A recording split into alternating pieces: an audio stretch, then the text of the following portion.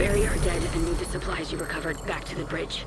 We'll find Danvers and make him pay for this. There's more cleaner activity in Dumbo. I'll check in with scouts. Call if we find anything.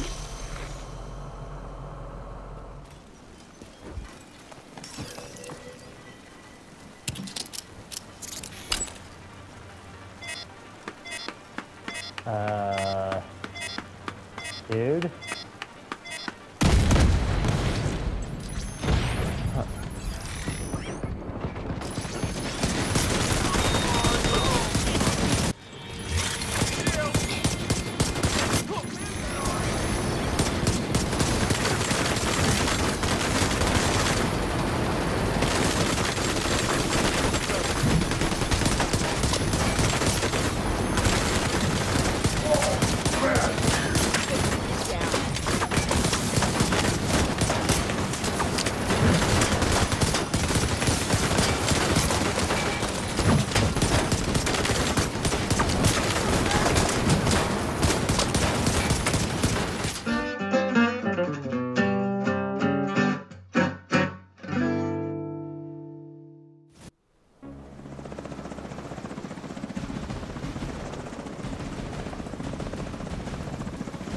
Agent, please hurry. The cleaners have Candle and her security details surrounded.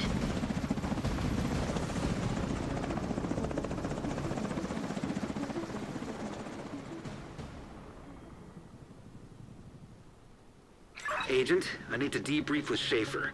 Kelso had to go. Said it was safer for us if she's not here. Hostiles incoming.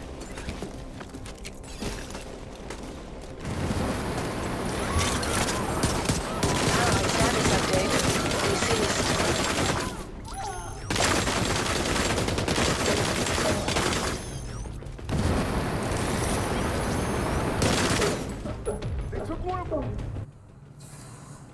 What's up, agents? How y'all doing?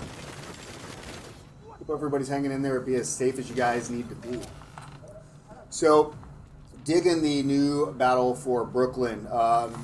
Haven't had too much time to play. Had some other stuff, a lot of drumming stuff going on, which is awesome. But, you know, we like our gaming too. Anyway, I wanted to quickly give a shout out to Kai Schultz, who sent a message to me recently about revisiting the Deflector shield builds. Coincidentally, I had been just doing that recently. I didn't know if I was actually going to release it, but since he mentioned about it, I guess it's a great time to bring out the kind of two new iterations I'm working with. Generally with armor builds, right? I work on group builds. We work on team builds. Solo builds and team builds. They play a little bit differently depending on if you're solo or not. So I just wanted to bring those variations in and let you guys check them out. So hopefully the information I bring today is informative, if not entertaining. So smashing that like button would be greatly appreciated. Hopefully by the end of this, I will have earned you guys subscriptions. Best thing you can do to help my channel is to share this video. And do me a favor, anything that you guys would do differently in this build, any way you guys are running it differently, or anything you guys want to see in the future, leave a comment down below. All right, let's talk about the Deflector shield. Okay, now the main thing I'm going to mention is none of the variations of this build are min-maxed. They're pretty close, but you guys know I have a ton of builds. I have 3 primary characters. Each one has 16 loadouts, and so a lot of these pieces are mixed and matched in between. So you'll notice, like, one of the things on my chill out mask, I have hazard protection. I didn't roll it to skill damage. If I was only going to be using it for the Deflector shield build, I would roll that hazard protection into skill damage. So you'll see little things like that if you're looking at the background gameplay, but I'm going to be providing the numbers and the stats, talents, etc. that I think are best for specifically building directly into this. Okay, so what is the whole premise anyway? We're going to let the enemy commit seppuku. That's it. We basically don't let them get behind us, you know, get our backs to a wall and let the enemy do themselves in. So you can run a myriad of different specializations. The one I found best is the Technician. There's 2 reasons for this. One, it gives us access to the Artificer Hive, which is great for healing our shield repetitiously if we leave it on our back. But if we're running a group play, you can also drop the Artificer to help buff your team's skills and things like that as well. So the Artificer Hive works that way. In addition, because we're running the Technician, the Faraday field, when we drop the Artificer Hive, we'll have that Faraday field for 5 meters. So you guys, if you pay attention to any of the background gameplay, anytime I take out a Warhound, before the Warhound blows up, we just simply drop down the Artificer Hive. Why is that? Because the Faraday field keeps us from losing our shield for any amount of time. So, of course, if it's a Deflector shield build, anytime we don't have our shield, we're in a bad spot. Now, as far as the gear and the brand sets, we're going to be fully taking advantage of 4 pieces of the Foundry Bulwark to get that healing for ourselves and our shield. Depending on the build, we may do this 3 pieces in the Ninja Bike. We may use all 4 pieces. But the point is, everything about this revolves around Foundry Bulwark. Also, do notice that we are going to be using the chest piece in all the variations of this. It has the improved materials, so that just ups the healing from 25% to 35%. So next I'm going to talk about the group build and the pieces, the brand sets that we will add to that. So we're going to be running a backpack with Protector on it. I chose Gila because it's the best one I have, but I do want to mention that I am going to be looking at the that new Imminence brand set. The 2-piece bonus has 100% increased threat. We are going to be looking at that. But for right now, I'm running with the Gila just because it has that bonus armor. You can basically use whatever right here. If you wanted to use Badger Tough to get shotgun damage because you're using a shotgun, if you wanted to use DNH to get the 20% pistol damage on this slot, you could do it too. Big thing, Backpack Protector. What the Protector does is when you get damaged, it will give bonus armor to yourself and your team up to a percentage based on your armor. So we will get 3 seconds of 5% of our bonus armor. At 2.2 million, that's 110k bonus armor for 3 seconds. Basically, every 3 seconds it refreshes as long as we're taking damage. Our teammates, however, that's 330,000 bonus armor we're going to be giving them, each of them, that will refresh every 3 seconds, again, as long as we're taking damage. And so that is fairly significant. If you consider that most agents are trying to run about 1 million health or so, million armor with their DPS builds, maybe a little bit more, but that's a third of their armor right there that they're getting as bonus armor. So it's fairly significant. Now the second piece, we're running the Motherly Love Gloves. This is because it gives 25% bonus skill health. And that is a direct 25% bonus to the amount of health that the shield has. So it's a lot of bang for the buck. And really what this ultimately does is I don't remember a time that I really needed to have the Artificer Hive healing the shield when using the Motherly Gloves. However, the Artificer still great for the Faraday field, and still great for being able to drop it and buff your teammates as well.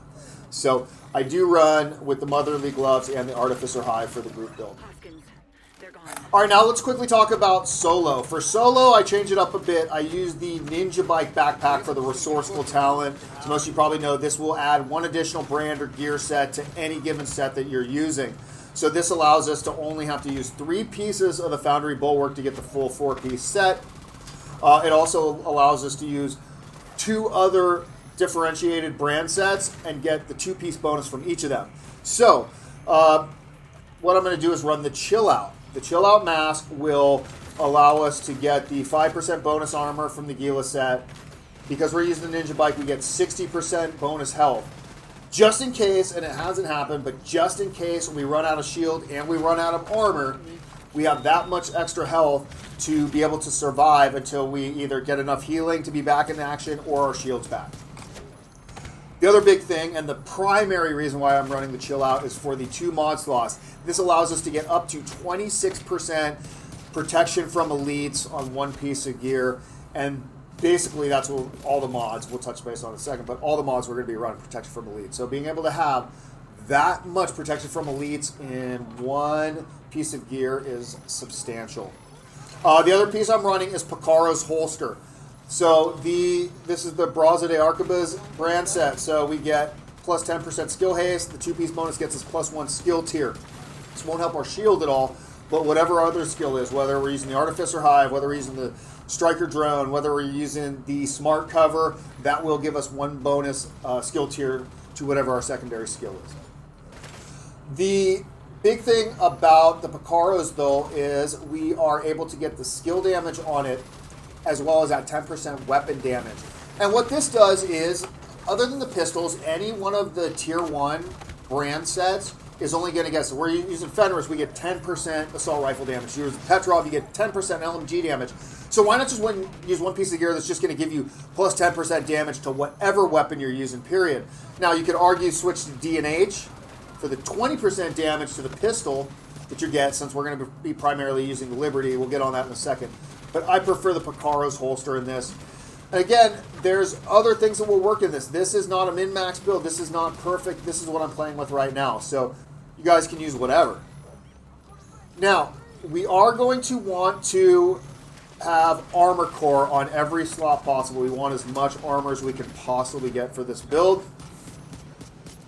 The bonus of running the Ninja Bike is we get the armor core, we get weapon core, and we get skill tiers. So that helps to buff quite a bit of stuff. Yeah, I really like the Ninja Bike build better, I believe. But it doesn't really help the team as much. For the minor attribute, you're going to want skill damage everywhere. Skill damage does buff the damage that they take from the Deflector shield. It being a Deflector shield build, you want the shield to do as much damage. You want skill damage every place you can get it. As we just mentioned, you want to get protection from elites in every slot possible.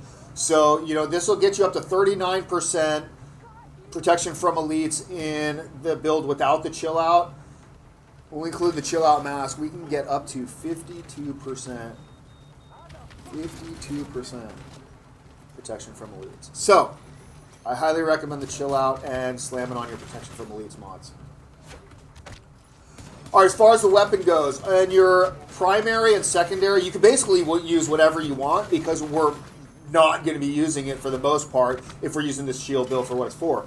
But what you can do is use something like because we're using the Technician, you have access to the Link Laser Pointer. You could use the Kingbreaker. This will give you an AK that basically pulses every target you aim at and then amplifies your damage against them by a significant amount. On the flip side, you could use something like the new Lud, which has the perfect streamline on it. As long as no skills are on a cooldown, you get plus 47% weapon damage. So theoretically, I could run into engagement with either of these two weapons, start lasing and blazing. As soon as I start taking too much damage, then I whip out my Deflector shield, and then we go with the standard gameplay. So you could use this to get some extra damage in and, kind of play the game the way they want you to play it. Run a gun, get in there and shoot. And then when you've had enough, just swap over the shield. That leads to what is our primary weapon. The offhand, we're going to be running the Liberty pistol. So this is a D50, super hard hitting pistol, and every hit on an enemy builds a stack. You can build up to 30 stacks. Each stack will give you plus 2 weapon damage. So we can get up to 60% weapon damage using the Liberty. You guys will notice most of the time when I'm running around, I am building up the stacks, and I'm not trying to get headshots. I'm trying to keep that 60% weapon damage going almost all the time. Now, why would I not get the headshot?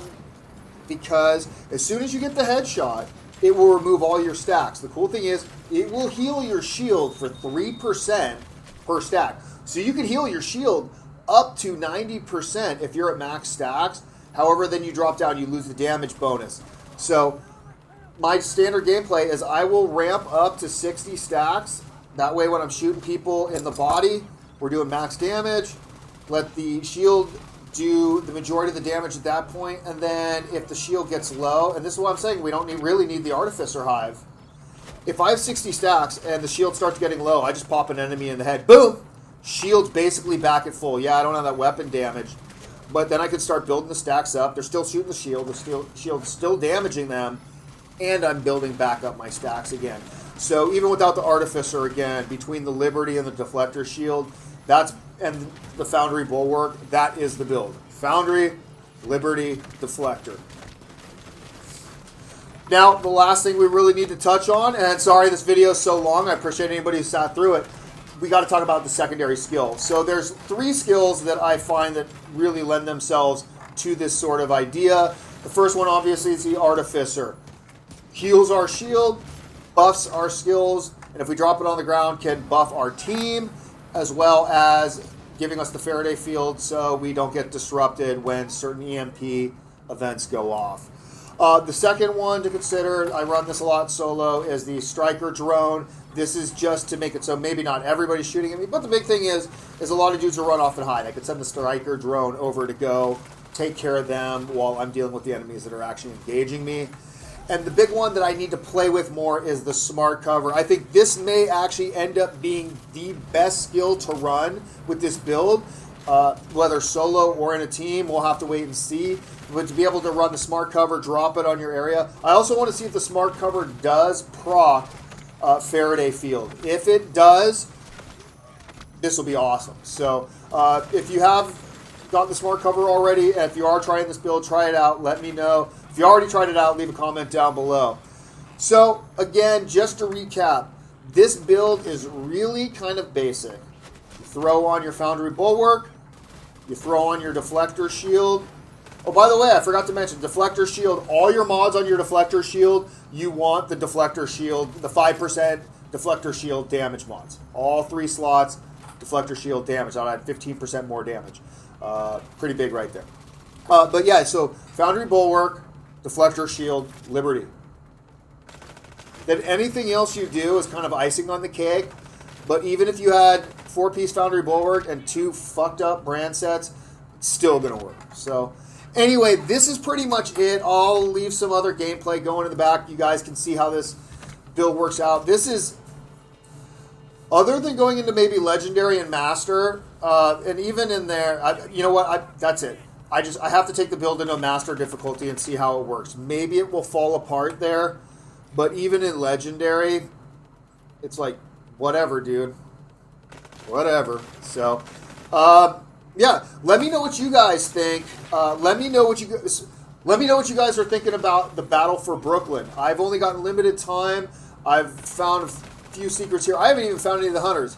Albeit, I'm not watching videos. I don't want to, you know. I know how weird that sounds. I'm sitting here making a video, hoping you guys come watch my videos, talking about me not watching other people's videos. But I like to find this stuff out on my own, and I like to put it up. But yeah, I might be late to the party, but you know what? I'm having my version of the party, so I'm digging it. And I dig all you people who come and check this out. So do me a favor, if you learned anything new, found this entertaining, smashing that like button. Super appreciative. Hopefully by now I've earned your guys' subscriptions. Best thing you can do to help my channel is to share this video and leave any comments how you would run this different or whatever you guys want to see in the future down below. All right, you agents, be as safe as you need to be, and I will catch you all in Brooklyn. Peace out, everybody.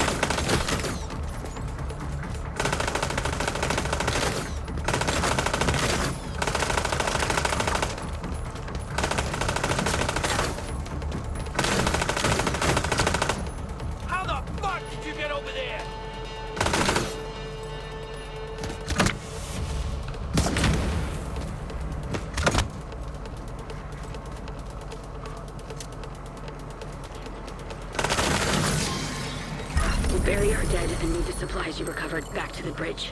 We'll find Danvers and make him pay for this. There's more cleaner activity in Dumbo. I'll check in with scouts. Call if we find anything.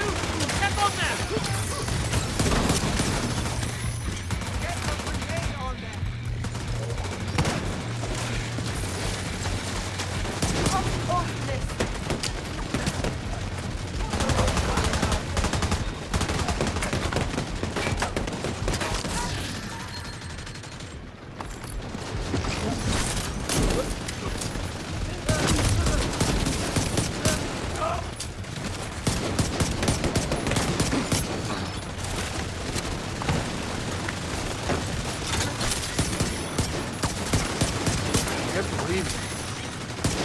Get the hell back.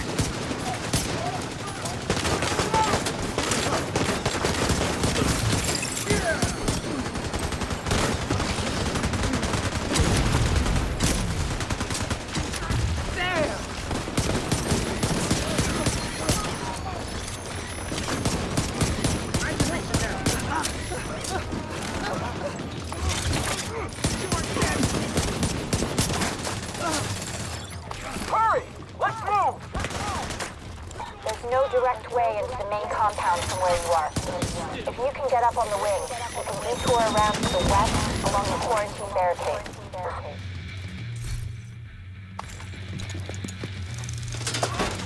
Want to be close to me?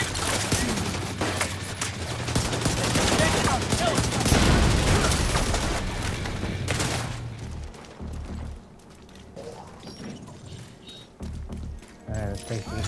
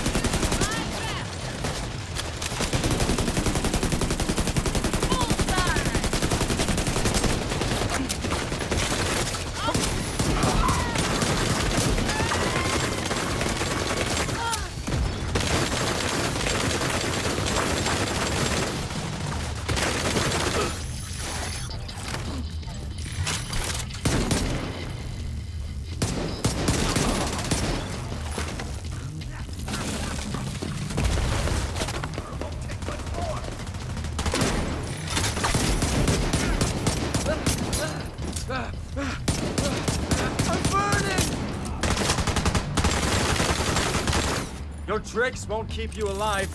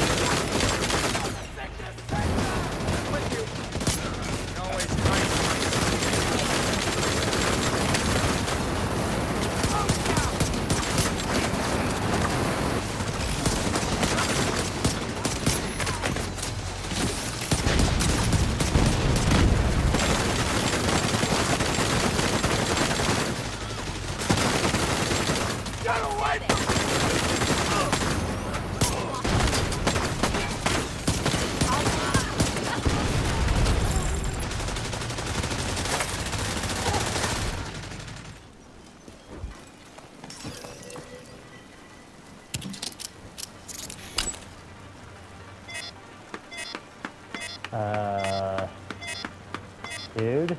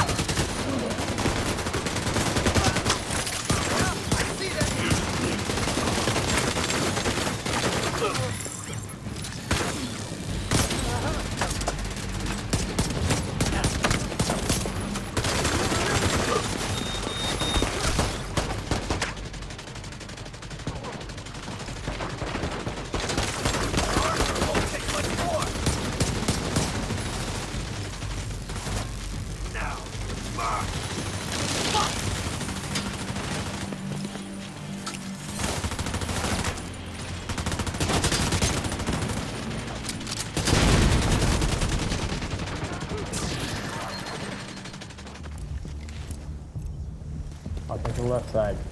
I'll take the right.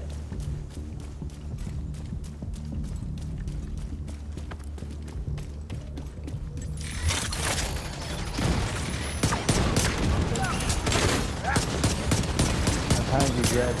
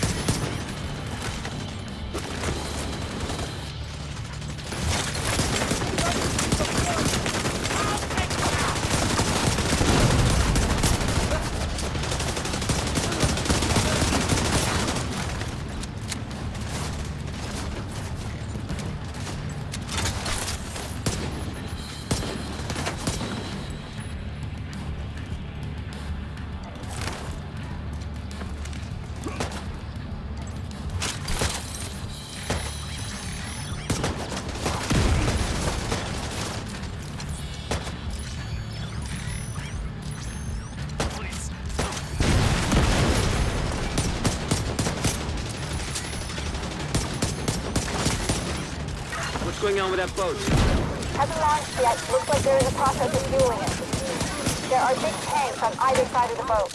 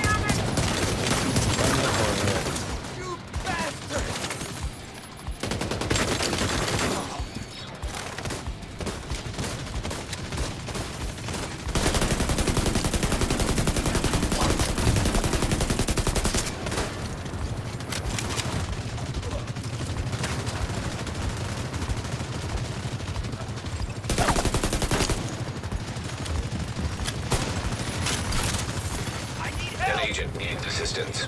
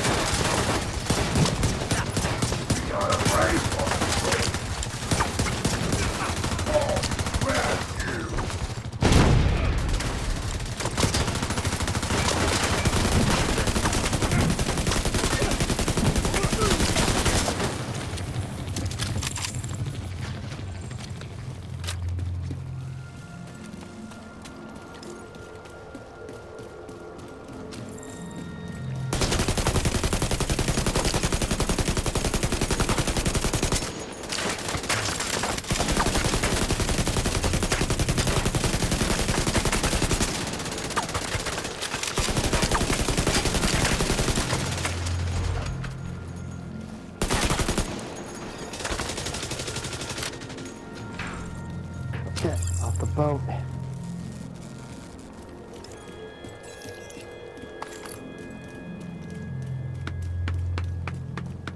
Oh no. Without their leader and their stronghold, the outcasts are going to be much less of a problem than before. You know, what happened to them was horrific. But what they did is even worse. I just hope they're finally at peace.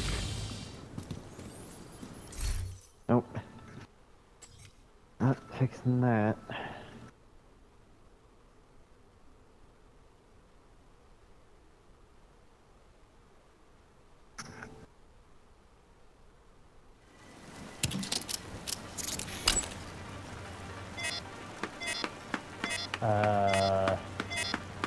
Dude?